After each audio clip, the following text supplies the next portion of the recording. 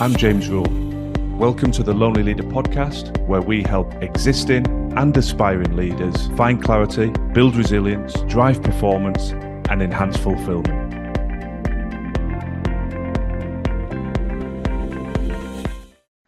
Most of the leaders I work with are already very good at what they do.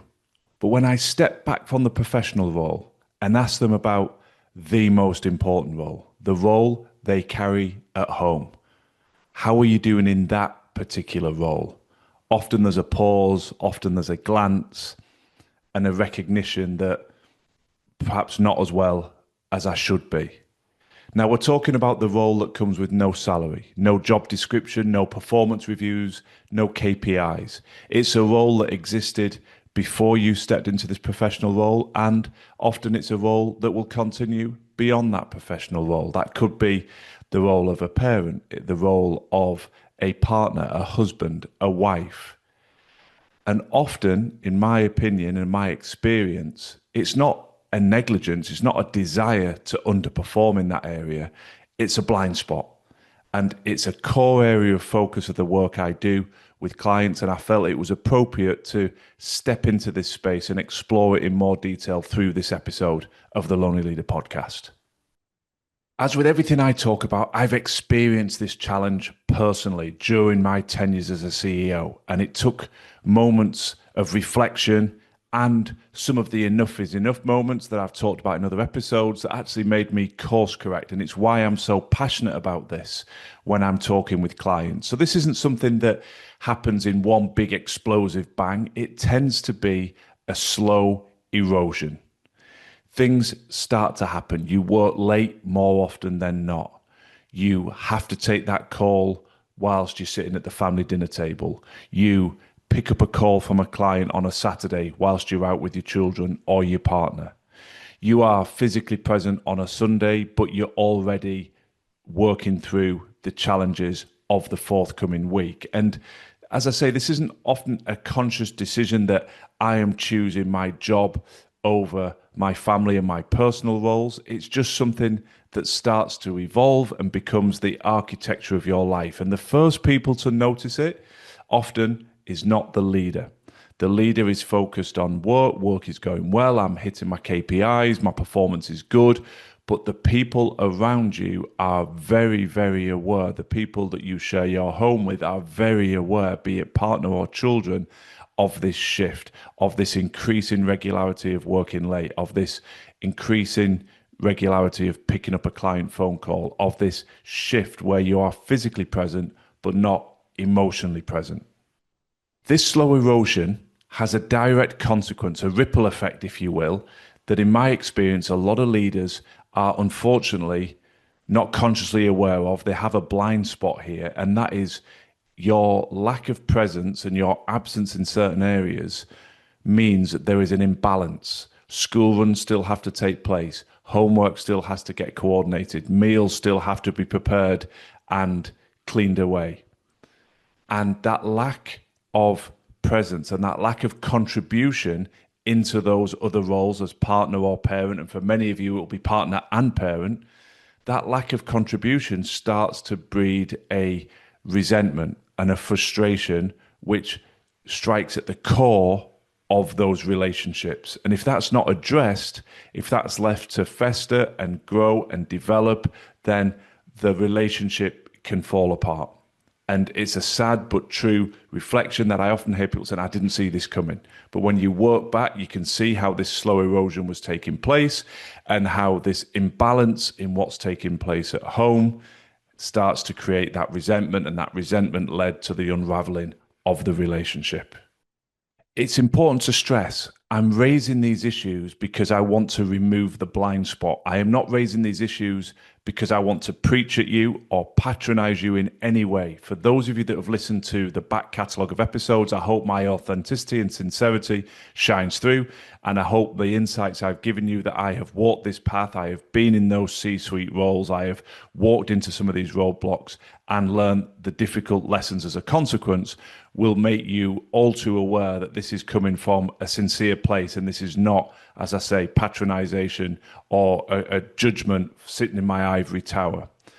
because I know how hard it is. And there'll be people listening to this now saying, oh, well, it's all well and good. So it's saying, yes, my relationships are unraveling at home. I can sense that, but what am I supposed to do?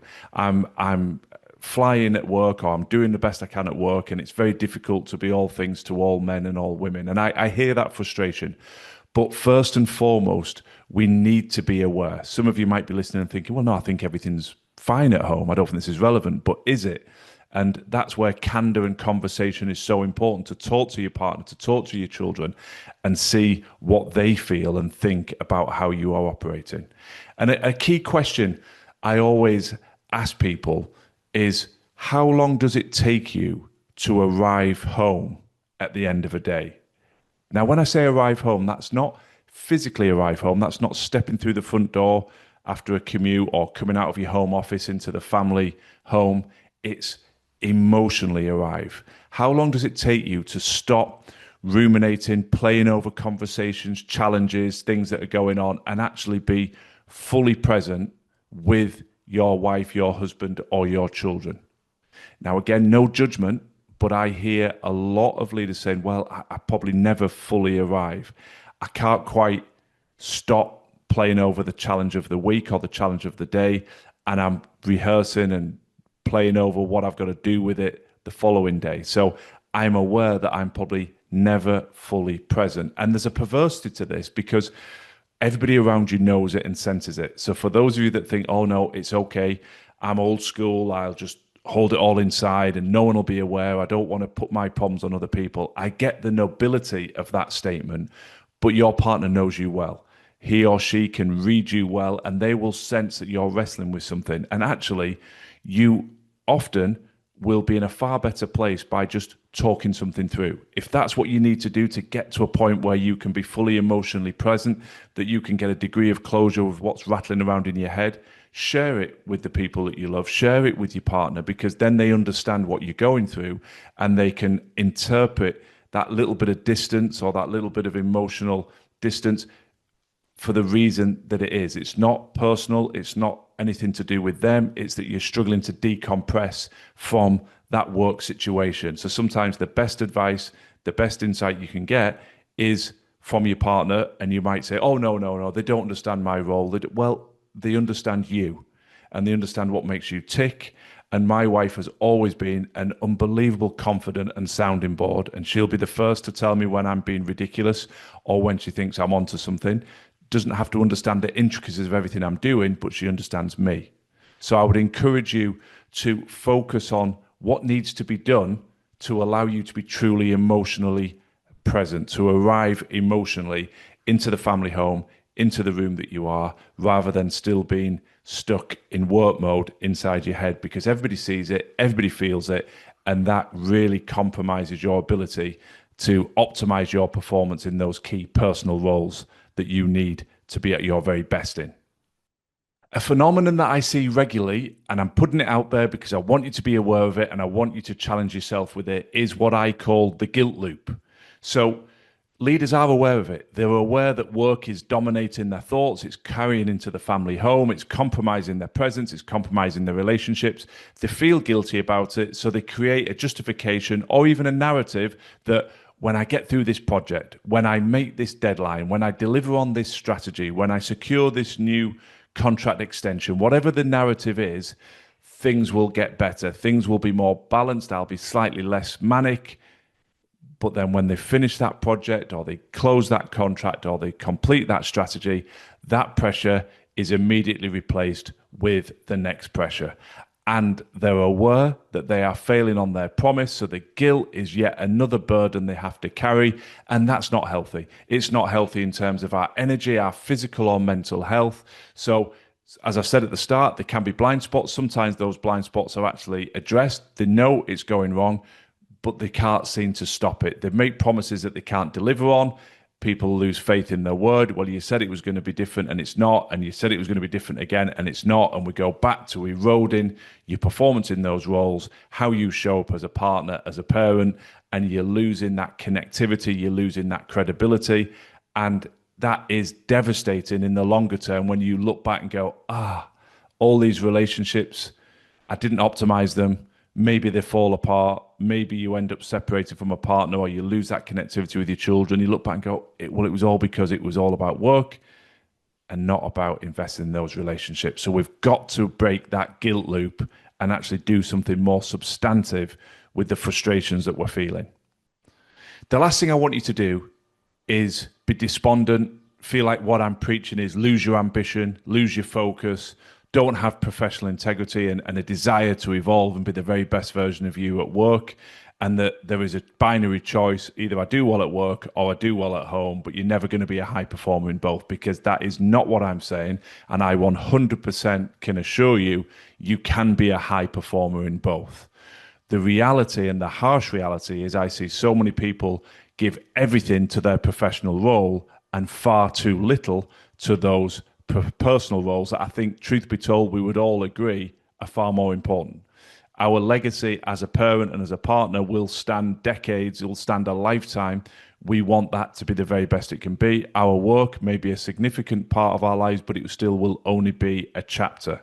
And particularly certain roles over our career, we may have numerous roles and numerous chapters. So let's talk about some of the things, some of the themes that I see the leaders who truly optimize both arenas. They optimize their performance professionally, but equally maintain a very high standard in their personal lives. Let me share a handful of themes now that I believe can give you some reflection and some guidance of how to navigate this potential challenge.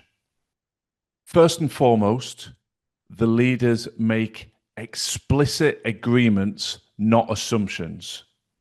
By that I mean they talk openly, regularly to those people they love most, their partner, their husband, their wife, their children, about what they are going through, what the short and medium term looks like.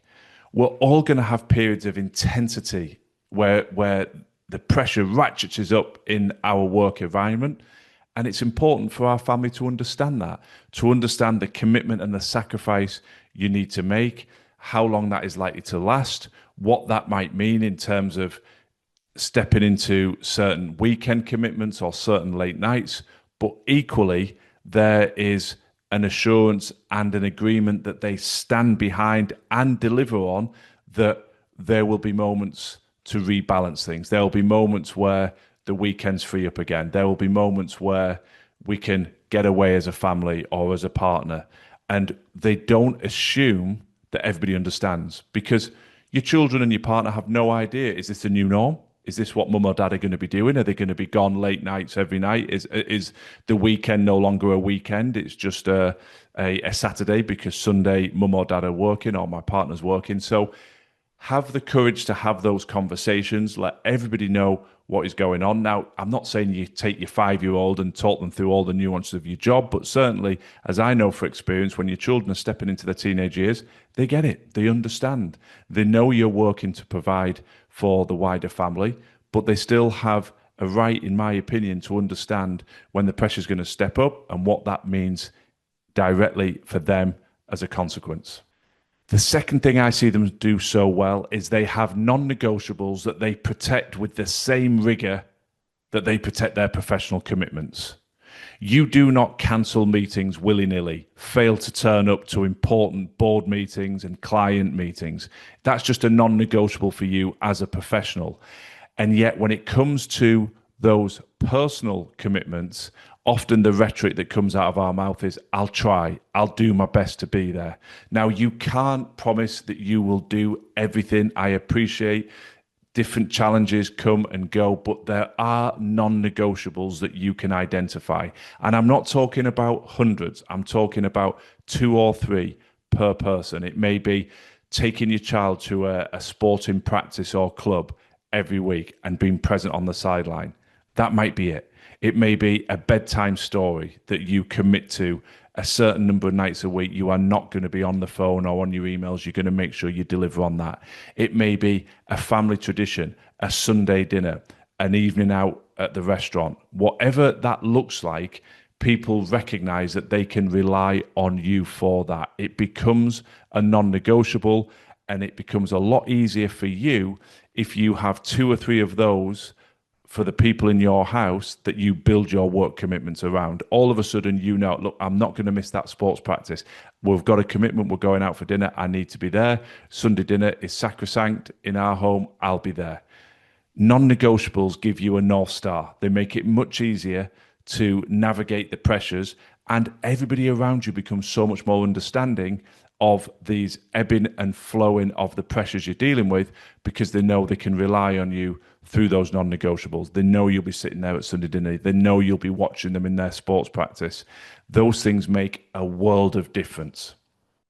The third core theme that I see leaders excel in is that they are fully present for shorter windows rather than being half present for longer ones. It's not the quality of time that you're spending with the people you love, your partner or your children, it's the quality. So you might say, well, yeah, we were all sat round for most of Sunday watching movies together, yeah, but the children or your partner sense you were physically there but mentally elsewhere. People are very, very attuned, especially those that know you best, into assessing whether you are present or not. And rather than hours of being half present, 45 minutes, an hour of absolute focus on that person you love, phone to one side, no work disruption, playing a game, engaging in activity, going for a walk, throwing a ball about, kicking a ball about, playing a board game together, talking, whatever it may be, they will feel that. And the quality of that investment means that if you do have to step away and take a call or do a little bit of work, as I often do, you feel no guilt because you've already invested in the ones that you love. So don't delude yourself that presence means I walk out the office at 5 p.m. on a Friday and I never think about work and I never touch work until 9 a.m. on a Monday. That's not the real world. Presence is about putting those non-negotiables in place, attacking them, and being fully present wherever you can for short quality bursts, and you and everyone around you will be so much more comfortable with occasionally then having to step into work mode if that's required on an evening or on a weekend. You get the best of both worlds. I know this isn't rocket science, but I would challenge you to say, do you do that? Do you focus on the quality? Or are you present whilst your phone's still in your hand? Are you playing a game and checking an email? Are you out for a walk and taking a call? The quality of the presence is paramount here. Last but not least, share the purpose, not just the cost. So it's easy to think, well, I've got to just say to my partner or to my children, well, I've got something really important at work. So unfortunately, mummy or daddy or talking to your partner, unfortunately, I won't be here for that and I won't be here for this. And all you talk about is the cost to them. And that's a pretty difficult thing to position. But being able to step into with candor, as we said at the top of this episode, particularly with your partner, the purpose behind what you're doing makes it so much more acceptable. I'll give you a case in point with my daughters. They don't fully understand. My older daughter, perhaps, yes, but my younger daughter doesn't fully understand every facet of what I do within the Lonely Leader ecosystem. But she does understand one fundamental, and that is it's my mission to help as many people as possible. So because she understands that purpose, when I say I have to work, she knows that it is feeding my ability to help people. And that is a purpose she feels very aligned with. She's proud of. She loves the fact that I spend my time preparing and then hopefully executing, coaching, training, and mentoring that impacts people positively and helps them. So I think sharing the purpose, I've got an intense period coming up. This is what I'm going to be doing. This is the purpose. This is the outcome. It just pulls people closer to you. They understand it more. As all of us as human beings, if we just say, we're doing this with no explanation, it can be a bit overwhelming. It can be a bit disconcerting. We're doing this. We're traveling here. We're engaging in this activity because people lean into that with a greater degree of understanding, a greater commitment. So it's no different when you're positioning work pressures. Let people know why. They become a lot more understanding and tolerant of what you have to do to facilitate that why. As I always say, I hope this episode has resonated. I hope it gives you reflection. I'll repeat what I've said. This is not about losing ambition. This is not about saying I cannot be successful at work because I've lost my focus at home. It's about trying to be a high performer in your professional role and in your personal roles as parent, sibling, partner, son, daughter. All of those things desire and demand the best of you. We have blind spots. Sometimes we push things to the back of our mind and think it'll all be okay. But I've talked about the regrets that I hear expressed. And so often when people have retired, I hear them talking of, I didn't invest enough in my relationships. I didn't invest enough in my marriage. I didn't invest enough in my children. I wasn't present enough.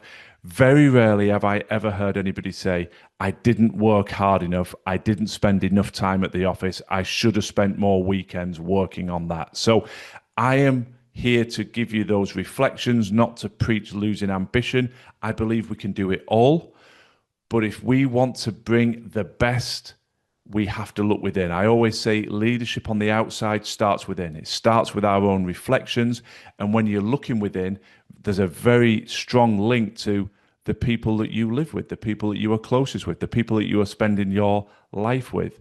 If they're unhappy, if they're disconnected from you, you will sense it. And eventually that erodes your energy. The guilt starts to percolate and permeate to the surface.